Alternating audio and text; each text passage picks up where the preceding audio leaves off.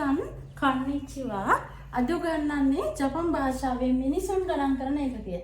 ජපන් භාෂාවේ විවිධ දේවල් ගණන් කරන විවිධ එක වර්ග තියෙනවා. දියර වර්ග, කුඩා සතුන්, නැත්නම් විශාල සතුන්, නැත්නම් කුඩා ඝනකමින් අඩු දේවල්, දිගටි හැඩිති දේවල්, ඒ වගේ විවිධ දේවල් ගණන් කරන, තට්ටු ගණන් කරන්න නේද? ඒ වගේ විවිධ දේවල් ගණන් කරන විවිධ එක වර්ග තියෙනවා ජපන් භාෂාවේදී. අපේ සිංහල භාෂාවේ වගේ නෙමෙයි. ඒ වගේ මම අද උගන්වන්නේ ඒ අතරින් මිනිසුන් ගණන් කරන ආකාරය.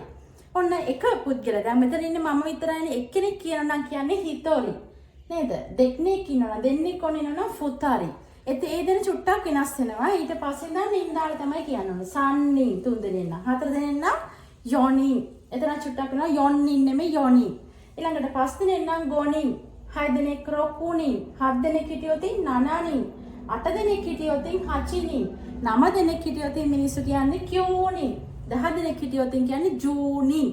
හරි. ඊට පස්සේ අපිට ප්‍රශ්න පදයක් හදාගන්න ඕන නැති නේද? අතන කී දෙනෙක් ඉන්නවද? අර ඒ වගේ ප්‍රශ්න පදයක් හදාගන්න ඕන නැති කී දෙනෙක්ද කියනකොට කියන්න ඕන නන්නින්. නන්නින්. නන් කියන්නේ කුමක්ද? මොකක්ද අහන අර්ථනේ? නන් එක්ක නින් කියන සංකේතය දානවා. නන්නි. තේරුණා නේද? ජපන් භාෂාවේ මිනිසුන් ගණන් කරන ආකාරය. මේ වගේ වැදගත් වීඩියෝ එකක් නැවත අරන් ඉනකම් ඔයාලා හැමෝම සතුටින් පරිස්සමින් ඉන්න සයිනරා